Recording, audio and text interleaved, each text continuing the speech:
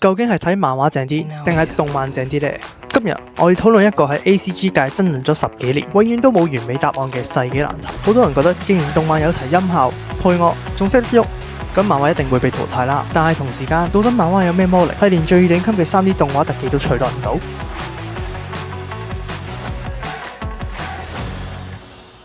首先我哋講下最直觀嘅感受先。咁好多人唔明白啦，漫畫明明係黑白嘅，點解可以睇到人哋咁熱血呢？個答案就係想像空間。咁漫畫嘅本質咧係讀者同埋作者共同完成嘅藝術，即係漫畫入邊係有非常之多嘅格仔噶嘛，即係作者畫嗰啲格仔啦。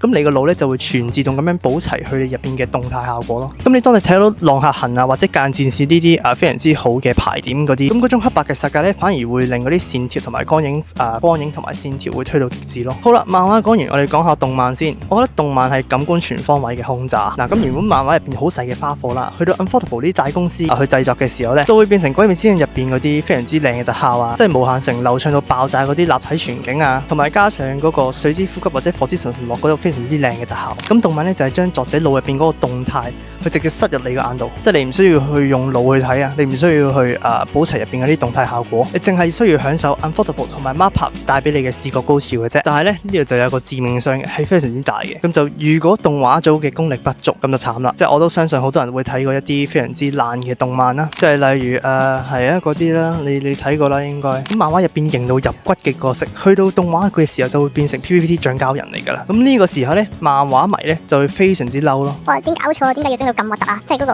畫風咁核突啊！哇！嗰個動作嗰個特效咁核突嘅。因為呢個動漫咧不單止冇加分啊，反而佢摧毀咗漫畫入邊建立出嗰種美感咯。咁第二個分別就係時間同埋節奏嘅掌控啦。嗱，睇漫畫嘅時候咧，個節奏完全係掌控喺你嘅手中嘅。你想喺呢一頁停留5分鐘去睇下啲背景嗰啲細節，可以。你想一目十行，亦都可以。特別係主角陷入啲絕境嘅時候，或者發表一啲非常之有哲理嘅獨白嘅時候咧，漫畫就可以俾你停低去思考，去回味一下嗰個情節。咁漫畫嘅分鏡技術咧，就係透過格仔嘅大細、形狀去引導你嘅視覺。但係一轉到去動漫，嗰個節奏嘅主導權就去咗導演同埋剪輯師嗰度㗎啦。咁我哋都知一集嘅動漫固定應該係20幾分鐘嘅，即係24分鐘到啦。今日扣除埋 OP 同埋 ED， 咁就得翻20分。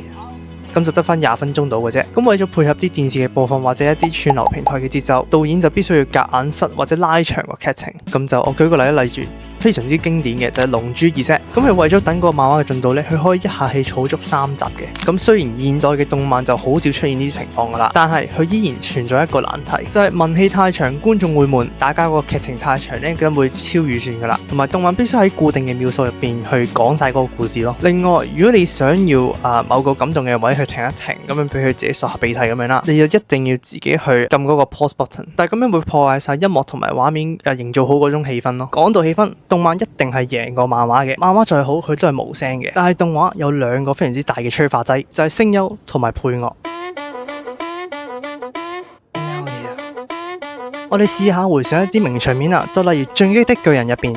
大家都睇過啦，阿爾文團長帶領新兵去死亡衝鋒嗰一刻，喺漫畫入邊文字係非常之有感染力嘅，但係始終都係字啊嘛。當嗰個聲優去嗌先做薩薩基歐嘅時候，同埋嗰個 BGM 喺適當嘅秒數咁樣出嚟嘅時候呢，我相信全院就冇一位觀眾係唔會起雞皮嘅，真嘅。咁呢種情緒共振呢，係單純睇文字同埋畫面係好難喺幾秒入邊做到出嚟嘅。咁我再舉個例啦，《葬送的芙莉蓮》大家聽過啦，或者睇過啦，我覺得好好睇嘅嗰個。咁佢漫畫呢，本身係偏向平靜啊，有少少哀傷啊，即係嗰種好孤獨嗰種感覺啦。而動畫化之後呢，即係 Evan Core 去創作嗰首《愛爾蘭風情》嘅嗰種配樂呢，再加上非常之流暢嘅魔法特效呢，佢動畫化之後就將嗰種時間嘅流逝嗰種感覺就放大咗幾倍咯。咁動畫就運用咗唔同嘅聲音聲優配樂嗰啲啦，佢將漫畫入邊留白嘅部分填補上，加咗唔少嘅情緒。呢個就係點解好多默默無名嘅漫畫一經高質嘅動畫化之後就會瞬間爆紅噶啦。不過動漫雖然好睇，但係就有一個漫畫黨非常之唔中意嘅一個痛點，咁就係劇情同埋尺度嘅刪減。咁漫畫咧通常都係一個人或者幾個助理再加一個編輯就可以決定內容噶啦。咁佢嘅自由度咧都好高嘅。咁作者想探討啲人性啊，或者一啲畫得好血腥嘅戰鬥啊，甚至涉及一啲敏感嘅社會話題，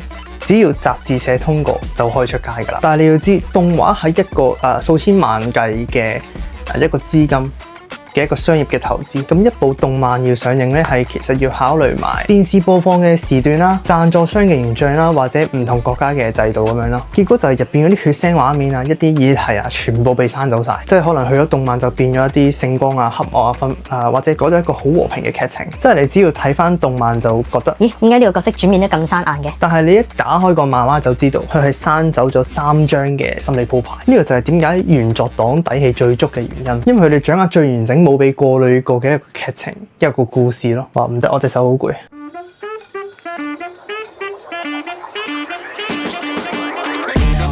咁好啦，對比咗咁多，邊個好啲呢？我哋翻返去最初嘅問題，究竟係動漫定係漫畫好啲呢？我想講兩者都唔係敵人。咁漫畫咧就係故事啦、設定啦，而動畫咧就賦予咗呢個聲音啦、光影啦、特效啦同埋動態啦，咁就俾更多嘅大眾去冇門檻咁樣體驗嗰個世界嘅魅力啦。我建議係你遇到一啲感興趣嘅作品咧，你就可以去睇動漫先，然後咧你想再更加了解嗰個劇情咧或者嗰個故事咧，你就可以去睇漫畫咯。即係譬如個 Spy Family 啦，其實我係睇咗動漫先至睇漫畫嘅。